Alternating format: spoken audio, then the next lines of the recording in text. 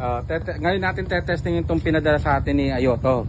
Itong kanyang projector lamp. Yan. Projector bulb. Yan. Testingin natin. Dito natin tetestingin sa multicab. Pwede ito sa 4 wheels. Pwede ito sa mga motor na ganyan ng pin. Pwede ito sa badya. Yan. Testingin natin ha.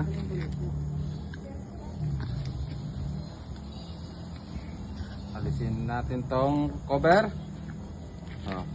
Okay. Yan ang low. Tignan nyo kung gaano kalakas. Yan ang high quality. Tapos yung pan nya, yan, turbo. Aluminum body, projector, tricolor.